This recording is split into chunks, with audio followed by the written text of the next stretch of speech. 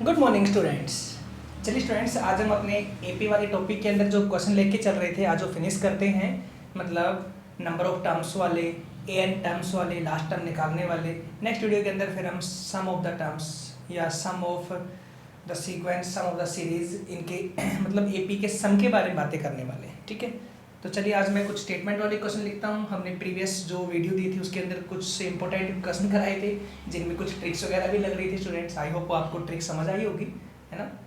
इतनी तो मैं आशा कर ही सकता हूँ कि आपको समझ आया होगा वो टॉपिक के अंदर। फिर भी स्टूडेंट्स, अगर आपको समझ नहीं भी आया है तो आप उन वीडियोज़ को एक बार फिर रिपीट करें, एक बार फिर देखें, आपको अच्छे समझ में आएगा। ठीक है, कई बार होता है कि हम एक बार सुनते हैं, एक बार देखते हैं और हमें समझ नहीं आता, उसका आंसर हमसे मैच नहीं हो पाता, तो हम क्या करते हैं, बोर हो जाते हैं, छोड़ देते हैं, अरे छोड़ यार मेरे से नहीं हो रहा या नहीं होगा। फिर हम किसी के सामने शेयर भी नहीं करते हैं। अगर आप इस तरह की बातें शेयर करेंगे, इस तरह की बातें अगर आप मन में बना लेंगे तो स्टूडेंट डेफिनेटली आपको कुछ समझ में आने वाला नहीं है। कुछ समझना है तो फिर उस चीज़ को आप बार बार रिपीट कीजिए, बार बार देखिए, डेफिनेटली आपको समझ में आएगा। और फिर प्रॉब्लम है तो हम तो हैं, हमें तो बताया कीजिए कि सर ये प्रॉब्लम है। ठीक है, तो चलिए स्टूडेंट्स, आज कुछ क्वेश्चन और कराने वाले हैं और ये क्वेश्चन कराएंगे स्टेटमेंट के ऊपर। मैंने फर्स्ट क्वेश्चन लिखा हुआ है, क्या है, the sum of the 3 consecutive numbers in AP is 27। मतलब ये हुआ कॉन्जिक्यूटिव टर्म्स, नंबर का मतलब होता है लगातार 3 नंबर्स एपी के अंदर है। पहले मान लेते हैं, तो ध्यान रखना आप क्वेश्चनों में अगर आपको 3 नंबर एपी मानने हो तो कैसे मानने को देखो, ये नहीं कि एबीसी मान ली, देख रहा कैसे मानेंगे आप। Let a minus d comma a plus d are in AP. ये 3 नंबर्स लगातार है एपी के अंदर, देख सकते हैं आप लगातार है नहीं कि सब में डी का डिफरेंस है ना, और लगातार नंबर्स। अकॉर्डिंग टू क्वेश्चन क्या कहता है, sum of the 3 numbers is 27। इन तीनों का सम कितना है, 27। A minus d plus a plus d equal to 27। D से d cancel, then 3a equal to 27, then a equals to 9। ठीक है, एंड देयर प्रोडक्ट इज 585 और इनका प्रोडक्ट 585 है। अगेन अकॉर्डिंग टू क्वेश्चन,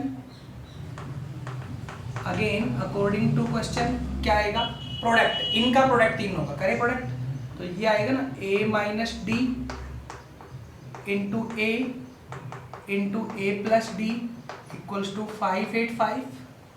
ठीक है, यहाँ a की वैल्यू रखें तो ये तो हो गया 9 minus d, 9 plus d equal to 585। 9 से कर दे डिवाइड, ये a minus b, a plus b, तो ये हो जाएगा 81 minus d square, a minus b plus b square minus b square, 81 minus d square equal to 585 divide में 9, 585 divide में 9 से कट हो रहा है 65 पे। ठीक है, then 81 minus d square equal to 65, हाँ तो minus d square equal to 65 minus 81, मतलब ये होगा कि 81 में से 65 लेस होंगे तो स्टूडेंट्स कितने बचने वाले हैं, 16, है ना। माइनस का 16 हो गया, माइनस से माइनस भी कट हो गया, then d square equal to 16, this implies d equals to plus minus 4। D निकालना है तो प्लस माइनस 4 आएगा। प्लस माइनस 4 का मतलब हो गया डिफरेंस -4 भी हो सकता है और +4 भी हो सकता है। तो आपकी एपी के 3 नंबर्स क्या होंगे, देखो। नाउ 3 नंबर्स आर,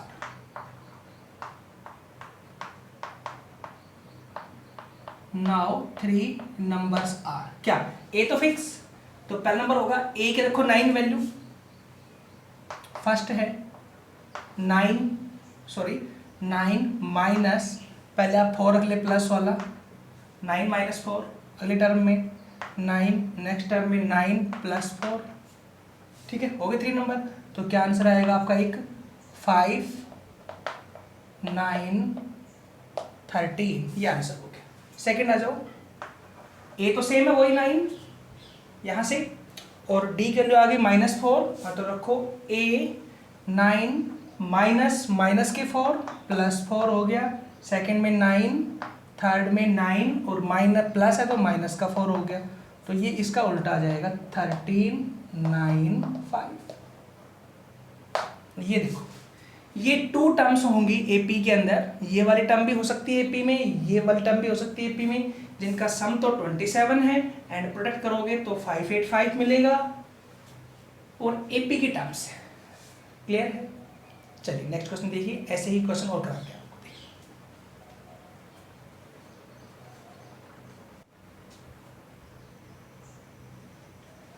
देखिए स्टूडेंट्स, जो मैंने नेक्स्ट क्वेश्चन लिखा है क्या है वो, the sum of 3 consecutive numbers of an AP is 15। फिर से 3 नंबरों का सम 15 दिया गया है, तो 3 नंबर मान लेते हैं। Let a minus d comma a plus d are in AP, ये 3 टर्म्स एपी के अंदर हैं। तो इसके बाद क्या होगा, अकॉर्डिंग टू क्वेश्चंस क्या आएगा, तो sum of 3 consecutive terms of an AP is 15। इन तीनों का सम कितने दे रखा है आपको, 15 दे रखा है। हाँ, तो a minus d plus a plus d equal to 15, d से d cancel, then 3a equal to 15, then a equal to 5। Answer हो गया। बट कंडीशन सेकंड भी दे रखी है, अगेन अकॉर्डिंग टू क्वेश्चन क्या है, सम ऑफ देयर स्क्वायर, इनके square का sum, square a minus d का whole square plus a square plus a plus d का whole square equal to 83। Sum of their square is 83, उनके square का sum कितना दे रखा है आपको, 83 दे रखा है। ठीक है, तो सोल्व करें, यहाँ से लगाएं पहले फार्मूला। तो क्या है, वही ए और डी की वैल्यू निकालनी है, कुछ भी नहीं करना है क्वेश्चन में। ए की तो आ चुकी है, डी की और निकालते हैं, पहले सोल्व करो इसको। तो ये बनेगा ए स्क्वायर प्लस में डी स्क्वायर माइनस में 2ad प्लस में ए स्क्वायर प्लस में ए स्क्वायर प्लस में डी स्क्वायर प्लस में 2ad और इक्वल टू हो गया 83। 2ad से 2ad कट हो गया, ए स्क्वायर, तो यहाँ हो गया 3a स्क्वायर प्लस में डी स्क्वायर, ये हो गया 2d स्क्वायर इक्वल टू हो गया 83। ए की रखी वैल्यू 5, तो ये हो गया 5 5 जा 25, 25 3 जा 75 प्लस में 2d square equal to 83, 2d square equal to 83 minus में 75 equal to 8, d square equal to 4, then d equals to plus minus के 2। ठीक है, तो स्टूडेंट सीधा लिखो शॉर्ट में, नंबर क्या हुए, एक बार तो 5 और 2 लेना है, एक बार 5 और -2 लेना है। हाँ, तो देखो पहले लेता हूँ मैं 5 और 2, तो क्या बनेगा 5 और 2 पे, 5 - 2 5 और 5 + 2 हो गया नंबर। तो यहाँ पे तो हो गया 3, यहाँ पे 5, यहाँ पे 7, 1 नंबर आ गया। और सेकंड जब रखोगे 5 और -2 तो यही नंबर रिपीट होने हैं बट ऑपोजिट, तो क्या आएगा 7 5 3। कर लेना इतना तो, क्लियर है। नेक्स्ट पार्ट देखिए,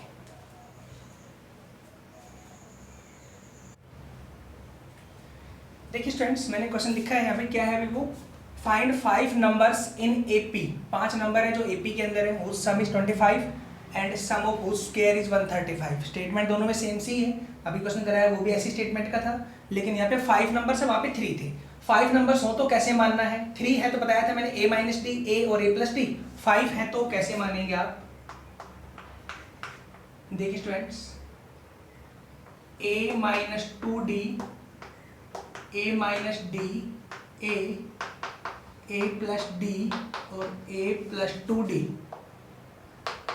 आर इन ए पी, ये मान लिया मैंने। ये ऐसे मानने होते हैं 5 टर्म्स, 1 2 3 4 5। देखो सबका डिफरेंस सेम सेम। 3 हो तो बताया था मैंने, 3 हो तो ये बीच की 3 हो गई, 5 है तो ये ऐसे 5 हो, और 4 हो तो आई ना प्रॉब्लम।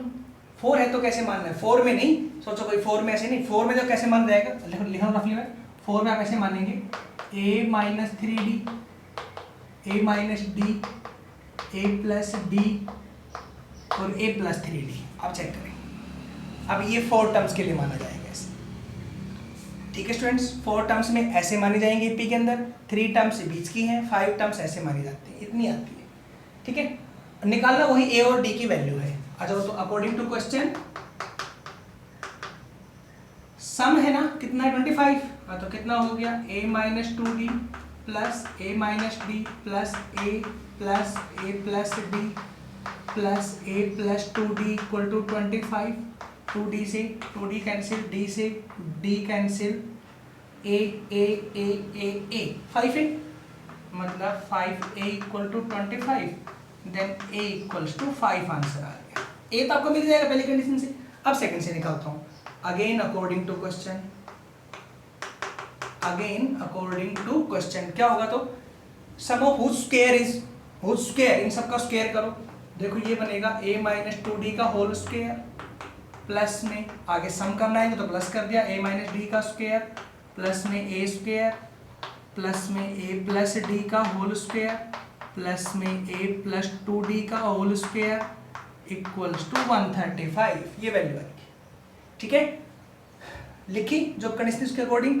अब सोल्व करें तो यहाँ से क्या बनेगा, a स्क्वायर प्लस में 4d स्क्वायर माइनस में 4ad, ठीक है, प्लस में यहाँ से a स्क्वायर प्लस में d स्क्वायर माइनस में 2ad प्लस में यहाँ से a स्क्वायर ये वाला प्लस में ये वाला a square plus d square plus में 2ad प्लस में a स्क्वायर प्लस में 4d स्क्वायर प्लस में 4ad इक्वल टू 135। सिर्फ फार्मूला खोला है मैंने सबका। ठीक है, अब देखते हैं क्या कट रहा है। तो 4ad से 4ad कैंसिल, 2ad से 2ad कैंसिल, हो गए प्लस माइनस में a स्क्वायर 3 4 5 टाइम्स तो a स्क्वायर हो गया, तो ये हो गया 5a square. d square check करते हैं, 4d square 5d square 6d square 10d square plus में 10d स्क्वायर इक्वल टू हो गया 135।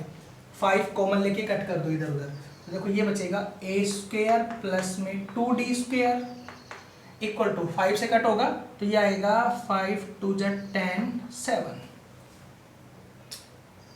ठीक है स्टूडेंट्स, अब a स्क्वायर की रखो वैल्यू, a स्क्वायर की वैल्यू आएगी 25। यहाँ से देखो यहाँ तो हो गया 25 प्लस में 2d स्क्वायर इक्वल टू 27, उधर गया तो ये आ गया 2d स्क्वायर इक्वल टू 2 से 2 कट हो गया, then d square equal to 1, this implies d equal to plus minus 1। वही टू आंसर आ गई। हाँ तो क्या आएगा, a की वैल्यू 5 प्लस 1 पे चेक कर लेते हैं, बाकी तो ऑपोजिट बननी है वैल्यू। प्लस 1 पे 5 माइनस 2 3, 5 माइनस 1 4, 5 मतलब ये बनेगा 3 4 5 6 7। देखो ये नंबर आने वाले हैं आपके 3 4 5 6 7, और एक बार ऑपोजिट 7 6 5 4 3। ठीक है, एक बार a की वैल्यू 5 और d की प्लस 1 लेके यहाँ रखेंगे तो ये आंसर मिलेगा। एक बार a की वैल्यू 5 और d की माइनस 1 लेके इसमें रखेंगे तो ये आंसर मिलेगा, और दोनों ही आंसर रहेंगे आपके। ठीक है स्टूडेंट्स, समझ आया? चलिए नेक्स्ट पार्ट देखें, एक दो क्वेश्चन और कराते हैं स्टेटमेंट वाले।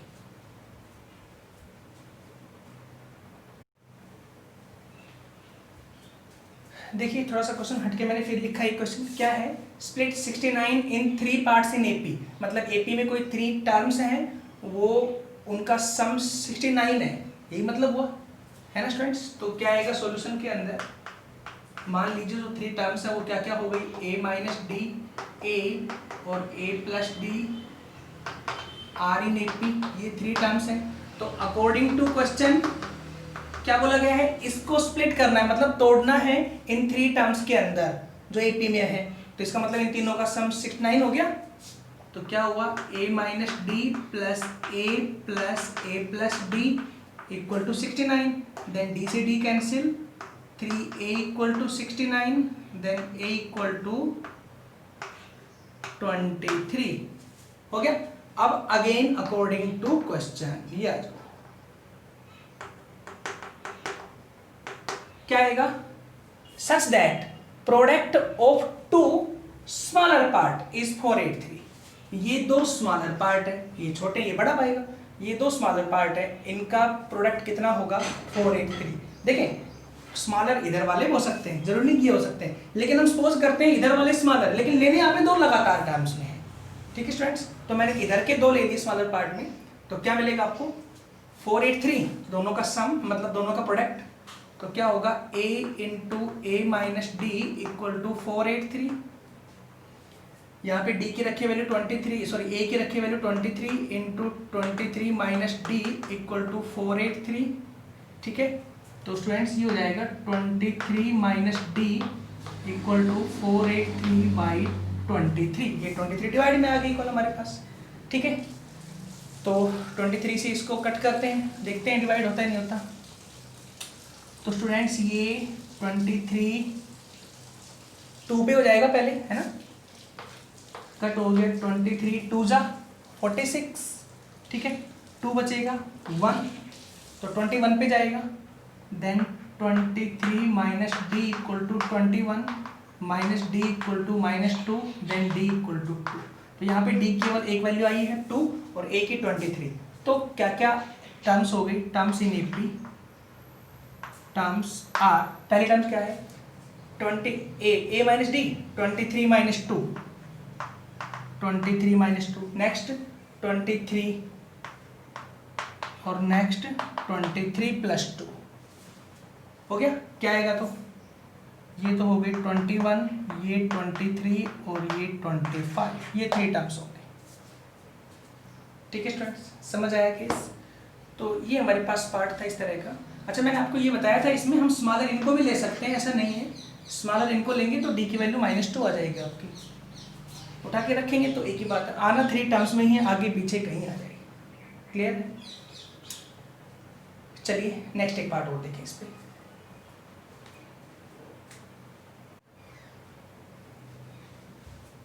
देखिए स्टूडेंट, जो नेक्स्ट क्वेश्चन लिखा है थोड़ा डिफरेंट है। ये भी क्या है, the sides of a right angle triangle are in AP. एक राइट एंगल ट्रायंगल की साइडें हैं वो एपी के अंदर दी गई है। देखो राइट एंगल ट्रायंगल मान लेता हूँ, ये है, ऐसी होती है स्टूडेंट्स, नहीं, ये एपी के अंदर इसकी साइडें मान लीजिए एपी के अंदर है। तो मैंने क्या बताया था, 3 नंबर्स अगर एपी में हो तो क्या होता है, यहाँ पे 3 साइडें हैं, तो ये मैंने मान ली ए माइनस डी साइड, ये ए, तो ये हो गई ए प्लस डी, क्योंकि हाइपोटेनियस सबसे बड़ा होता है। क्लियर है, तो ये राइट एंगल ट्रायंगल यहाँ 90 का एंगल हो गया। क्लियर है, तो क्या लिखोगे इसके सॉल्यूशन में, let a minus d comma a plus d 3 sides of a right angle triangle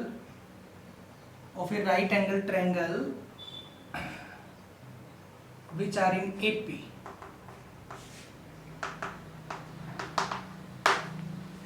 ये हमारे पास 3 साइड्स हैं एक राइट एंगल ट्रायंगल की जो कि AP के अंदर है। ठीक है, अब AP में 3 साइडें हैं, तो AP में क्या बनती है स्टूडेंट्स कंडीशन, पहले आप कंडीशन याद करो ना। तो हमारी AP में कंडीशन बनती है कि पाइथागोरस थ्योरम के अकॉर्डिंग हाइपोटेनस का square equal to this square plus this square होती है ना। तो क्या लिखोगे, बाय पाइथागोरस थ्योरम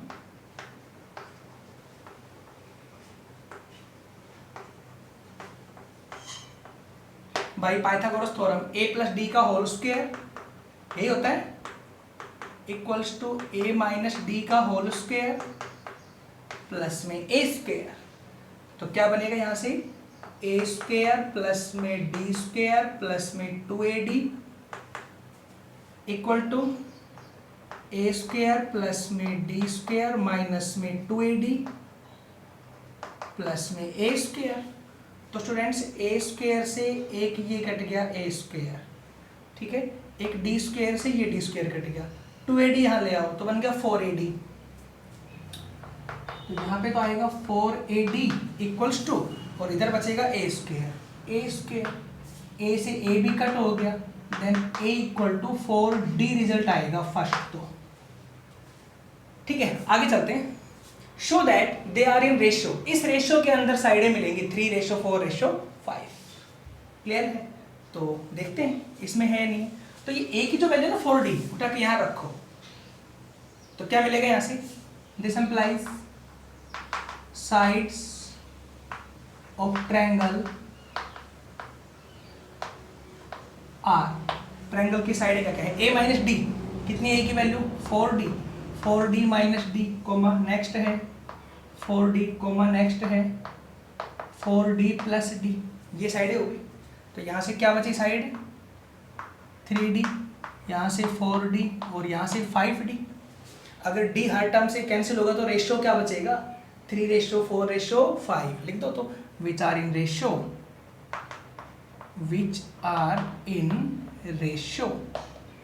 क्या 3:4:5, ये इसी रेशियो में है क्योंकि सब में एक कॉमन पॉइंट D आ गया। D अगर कॉमन निकलता है तो रेशियो क्या बचेंगे 3:4:5 रेशियो के अंदर है।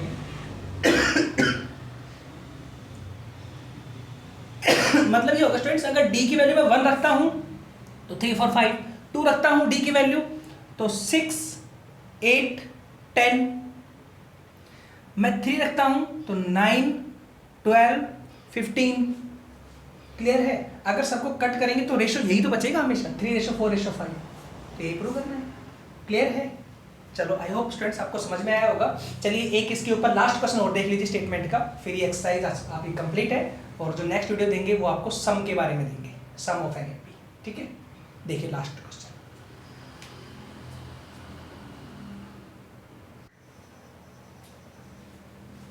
देखिए स्टूडेंट्स, लास्ट क्वेश्चन लिखा है मैंने, आज की वीडियो में इतना ही कराते हैं। लास्ट क्वेश्चन क्या है, the angles of a quadrilateral are in AP. इस बार क्या है, क्वाड्रिलेटरल दे रखी है, इसकी 4 साइडें होती हैं। मान लीजिए कोई भी क्वाड्रिलेटरल इस तरह से है, उसे कैसे ही मान लो आप, हो गया।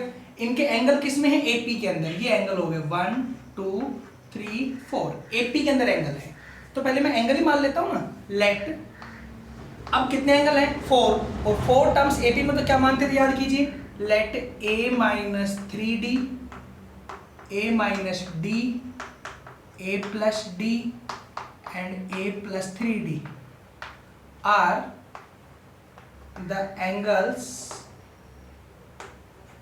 of a quadrilateral which are in AP। जो किसके अंदर स्टूडेंट्स, एपी के अंदर है। ये 4 एंगल्स हैं, कोई भी कैसे मान लो, मैंने नाम यहाँ पे डाल दिया है। ठीक है, जो कि एक एपी के अंदर है। ओके, अब एपी में है तो क्या क्या होता है क्वाड्रिलेटरल में, हमें तो वही ए और डी को निकालनी है। क्या होता है क्वाड्रिलेटरल में, एंगल्स का सम 360 होता है, ट्रायंगल में 180 होता है। हाँ तो 360 हो गया, तो क्या लिखोगे, अकॉर्डिंग टू क्वेश्चन क्या a minus 3d प्लस में a minus d प्लस में a plus d प्लस में a plus 3d equal to हो गया 360। 3d से 3d कैंसिल, d से d cancel, 1 2 3 4 4 a equal to कितना हो गया 360, देन a इक्वल्स टू कितना हुआ 90। ये a की वैल्यू आ गई। ठीक है, अब d की ओर निकालते हैं। उसके लिए आगे देखो क्या बोला आगे, the greatest angle is double the smallest angle. जो बड़े वाला एंगल है वो छोटे वाले का डबल है। ये बड़े वाला है, ये छोटे वाला है, तो क्या होगा, ये वाला angle again according to question, ये वाला एंगल a प्लस 3d, ये एंगल इसका डबल है। ठीक है, हाँ तो इसका डबल हो गया, यहाँ पे 2 इंटू इसको कर दो मल्टीप्लाई, a माइनस में 3d हो गया, दोनों सेम हो गए। छोटे वाले को 2 से कर दिया मल्टीप्लाई, तो ये हो गया डबल। हम उल्टा ही मान सकते हैं, लेकिन हम अभी इसी में मानते हैं कि ये बड़ी टर्म्स है, छोटा बड़ा बड़ा सबसे बड़ा। ठीक है, हमने ऐसे मान लिया। तो क्या आएगा यहाँ पे, a प्लस में 3d equal to 2a minus में 6d, इधर लेके आओ 9d, इधर आया तो a 2a माइनस a, हाँ तो ये हो गया 9d इक्वल टू a की वैल्यू है 90, this implies d equal to 10। तो स्टूडेंट्स d की वैल्यू आ गई और a की वैल्यू आ गई, दोनों वैल्यू आ गई। तो बोलो एंगल्स क्या क्या होंगे, एंगल्स आर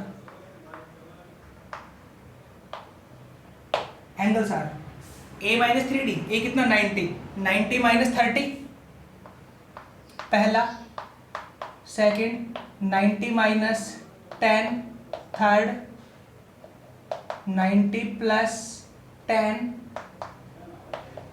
और नेक्स्ट आएगा 90 प्लस 30। हो गया, 90 माइनस 30, 90 माइनस 10, 90 प्लस 10, 90 प्लस 30, इनके अकॉर्डिंग लिखा है मैंने। हो गया, क्या क्या रिजल्ट आएंगे, तो ये तो आ गया 60, 80, 100 एंड 120। ये एंगल्स हैं जो आपके क्वाड्रिलेटरल के एंगल हैं। ठीक है स्टूडेंट्स, तो स्टूडेंट्स इस तरह से करना है तो आपका टॉपिक कंप्लीट है। आज का नेक्स्ट वीडियो के अंदर सम के बारे में बातें करते हैं। ठीक है स्टूडेंट्स, थैंक यू।